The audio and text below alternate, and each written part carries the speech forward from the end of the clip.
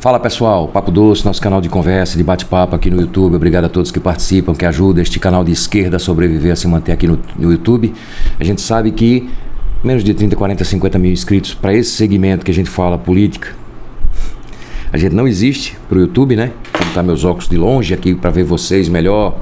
Olha aí, tô vendo vocês. E a gente pede ajuda de vocês para isso, tá? Nossa chave Pix é o nosso e-mail, ela aparece aí, firmoneto@yahoo.com.br. Nós aceitamos pequenas ajudas, pequenas contribuições para manter o canal. É pequenas mesmo, tá, gente? 2, 3, 5, 10 reais no máximo. A gente não quer descobrir um santo para cobrir o outro, né? Ajude um canal de esquerda a permanecer no ar. Sobre o presidente Lula, tem muitas pessoas querendo conversar sobre isso e dizendo, não, eu quero saber se você é Lula. Lula tem muitos fãs, aqui no Nordeste onde eu tô, o negócio é absurdo. Quem não é no Nordeste precisa vir por aqui. Você vê o quanto o Lula é amado aqui. Inclusive eu sou de Garanhuns, gente, tá? Eu moro hoje em Recife, mas sou de Garanhuns. Minha cidade é Garanhuns, que é a cidade do Lula. Foi lá quando eu o conheci, em 1989, no teatro lá de Garanhuns, né? Ele estava dando uma palestra lá, zombavam dele. Ele usa motorista, terno, paletó de motorista de ônibus. Você acredita que até isso diziam? Bobagem, uma estupidez sem tamanho. Sempre foi assim, mas foi lá que conheci Lula naquela campanha contra o Fernando Collor. Eu era bem jovem e fazia parte inclusive da JPT de Garanhuns, Juventude do PT de Garanhuns. Fui filiado, foi uma época que eu fui filiado. De um tempo para cá, de uns 15 anos para cá, 10 anos para cá, me desencantei um pouco com a política de uma forma geral, consequentemente com o Lula também, que é um representante da política. A minha única divergência com o Lula é que realmente eu acho que ele não faz, principalmente nessa ocasião, um governo de esquerda. Tá? Não sou comunista, nunca fui comunista, embora ache bonito o que está ali escrito, e é mesmo, não tem como não achar, basta ler, mas eu acho que todas as experiências práticas que houveram do comunismo acarretaram aí em ditaduras, né? E eu gostaria de um dia ver uma experiência de comunismo com eleições regulares, feitas no seu tempo, né? O povo sendo respeitado e decidindo quem são seus governantes. Enquanto não existe isso, eu passo a entender que o comunismo é apenas uma utopia na prática, né? Claro, está bem escrito ali, Engels e Marx, mas na prática a gente viu no que deu, né? Ditadores, muitas vezes com histórias absolutamente aberrantes, né? Tão quanto ditaduras de extrema direita, ditaduras militares no mundo. Não muda nada nesse sentido. Acaba muitas vezes tendo um resultado na vida do povo, um resultado direto na vida do povo, mas isso não é tudo, né, gente? Há quem pense assim e é muito respeitado. Essas pessoas são muito bem-vindas aqui, tá? Comunistas são muito bem-vindos aqui. Sejam muito bem-vindos porque vocês fazem parte do ideal.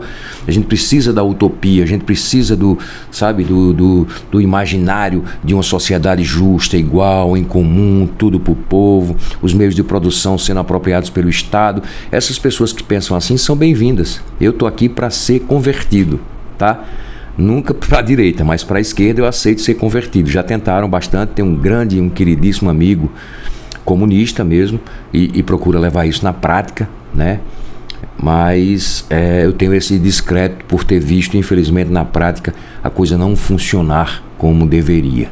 É isso, como eu sonho pelo menos, porque democracia para mim é o número um. Número um, democracia, o resto que a gente conversa. Tá?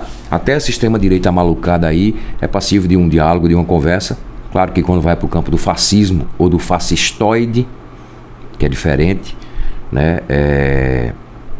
Fica difícil o diálogo, não se tem diálogo, não tem como se ter diálogo. Mas, de uma forma geral, na democracia a gente precisa dialogar. E eu não considero que o Lula faça um governo de esquerda, né? Mantém ali as políticas sociais compensatórias, criadas lá por Fernando Henrique no início, muito rudimentar. Depois o Lula ampliou isso muito. Realmente no primeiro governo, acho que o Lula esteve próximo ao socialismo democrático, que é como eu penso. Como é que você se institui? Como é que você se coloca politicamente? Um cara que cultiva o socialismo democrático. Considero Jesus Cristo, por exemplo, e leio a Bíblia, a gente vai conversar sobre a Bíblia aqui em alguns momentos, um grande socialista, né? O Jesus Cristo, afinal de contas, se ele viesse aqui novamente, como alguns dizem de forma irresponsável, sem saber o que está dizendo, que ele vai voltar, e vocês acham que ele estaria onde? Não seja nos presídios, entre os pobres, entre os desvalidos, entre os rotos, enfim, né? É lá que ele estaria, provavelmente. Pouca gente contesta isso. Ao mesmo tempo, quando fala em socialismo, Ave Maria, não é possível, isso é um socialista, tá? E a gente tá num mundo, né, gente, em que João Dória e Fernando Henrique Cardoso viraram comunistas. A gente tá num país em que isso ocorre hoje em dia, né? E tem bobo que toca, sabe? Porque um político dizer, e aí eu venho falar disso, um político como Bolsonaro dizer, o comunista, comunismo, ele é só um político. Daqui a pouco, quando a onda for pro outro lado, ele desdiz, como já elogiou Hugo Chávez, como já elogiou muito Lula quando era deputado lá atrás, né? Ele vai desdizer tudo isso. Se você que grava vídeo chama não sei quem de comunista, vai ficar feio pra você. Já falei algumas vezes, pobre daquele cara que parece que é caminhoneiro, aquele rapaz bonito, moreno, de bigode. Lembra de um dos 7 de setembro, ele lá na Praça dos Três Poderes, chorando com a bandeira do Brasil. O presidente instaurou o estado de sítio, graças a Deus. Coitado, não sabe o que é estado de sítio, não sabe o que seria uma possibilidade de estado de sítio na mão de um maluco como Jair Bolsonaro, sabe? Achando que ia ser defendido, com combustível explodindo todo dia, com os alimentos explodindo todo dia. Bolsonaro muito bem e ele na miséria. Com certeza está muito melhor agora. Desculpa, com certeza está muito melhor agora. Pelo menos houve uma melhora mínima do salário mínimo. Não que um motorista, um caminhoneiro ganhe um salário mínimo, mas houve uma melhora mínima no salário mínimo. E, como é fato, isso é notório, basta ver números, a gente aqui não pode recusar números, né? Houve uma baixa nos alimentos, né? Ainda hoje, gente, o alimento mais caro que era com Jair Bolsonaro, ainda hoje ele não está no mesmo preço. Subiu alimentos, mas deu uma queda razoável. Isso é um governo preocupado, poderia estar muito mais preocupado, tá? Eu não sou do tipo que gosto dessa coisa de governabilidade, eu não acho isso razoável. Acho que um presidente que se elege forte, não foi o caso do Lula, não vou dizer que foi, Lula não se elegeu forte. Foi uma eleição que foi basicamente empatada, só uma fraçãozinha ali, né, num país de 200 milhões, de sei lá quantos milhões de eleitores, mais de 100 milhões de eleitores, uma fraçãozinha ali votou a mais no Lula que deu a ele a vitória. E é assim mesmo, às vezes a vitória é por um voto, e alguém tem que ganhar, e vai ser por um voto mesmo, e vai acontecer assim. E isso pode acontecer até um dia, já pensou? Mas é assim, precisa acreditar, e eu sempre acreditei nas urnas eletrônicas. Olha, urna eletrônica, concurso público, eu nunca duvidei. Desculpe se há alguma inocência em mim por isso. Mas enfim, não considero o Lula um governante de esquerda, já que é para falar do Lula. Não considero o Lula um governante de esquerda. Acho que o governo dele, nesse terceiro mandato dele, é um governo regular, algumas ações bom, é um governo bom, ótimo eu não vejo em nenhuma ação. Eu não vejo o governo Lula ótimo em nenhuma ação, tem que ser verdadeiro, né? Bom, até porque a referência que ficou, infelizmente, foi uma tragédia, né? Com Jair Bolsonaro. Aquilo é uma tragédia, né? Aquilo foi uma tragédia generalizada, sem precedentes, né? Como vai acontecer com o Milei na Argentina? Vamos aguardar mais um tempo? O Milei agora foi para Nações Unidas lá fazer discurso estúpido, né? Como o Jair Bolsonaro fazia. Ele é um pouco, sei lá, intelectualmente mais capacitado do que o Jair Bolsonaro. Mas é muito difícil a situação da Argentina com o Milei, né? Então essa extrema-direita também, vê só, quer dominar o mundo através desse caminho, como diz o livro, como as democracias morrem, querem acabar com as democracias por dentro, precisam se eleger. E quando não consegue o golpe, logo perdem a eleição. Donald Trump é um exemplo, Jair Bolsonaro é um exemplo e outros. Provavelmente o Javier Milei será um exemplo disso. Perde as eleições, porque não produz resultados, empurra o povo para a fila do osso, para a pobreza, para a miséria, estopora o preço dos alimentos, papoca, como a gente diz aqui no Nordeste, papoca o preço dos alimentos, desconsidera políticas sociais compensatórias e só as mantém, como Jair Bolsonaro fez, pensando em eleição. Então vai que eu não consigo dar golpe, deixa eu manter aqui as políticas sociais compensatórias, né, para ver se eu garanto aí alguns votos, para ver se eu garanto a minha permanência através das eleições, se eu não conseguir dar golpe. Todos têm esse instinto golpista. O Jair Bolsonaro tem mentalidade golpista desde sempre. Basta ver as entrevistas dele dos anos 90. Quando eu vi esse cara, surgir para a política, sou novo, sou fora do sistema. Fui olhar a vida do cara, o cara 20 e tantos anos, deputado. Agarrado no serviço público a vida toda. Nunca prestou um dia de serviço privado, sempre serviço público. Foi do Exército Brasileiro, foi um mau militar, foi expulso, seria expulso. Na verdade ele não foi expulso, tem aquela coisa dos militares, não, ele é muito novo, ele pede para sair. E ele foi para a reserva, se aposentou, ficou com salário até hoje de militar aposentado, um militar arruaceiro, assim dizia o ex-presidente Geisel, do qual o Jair Bolsonaro é tão fã da ditadura militar, fez menções sobre ele, porque ele saía nos jornais aí pregando maluquices, um ex-militar arruaceiro, esculhambando o serviço público como militar serviço público. Depois foi vereador 2 anos no Rio de Janeiro. Serviço público, servidor público. Alguém tem dúvida que um vereador é servidor público? Depois deputado, 20 e tantos anos, depois presidente da República. O cara foi do serviço público a vida inteira e vivia esculhambando o serviço público. Eu olhava e dizia, olha, atrás de um cara desse não pode ter uma pessoa honesta.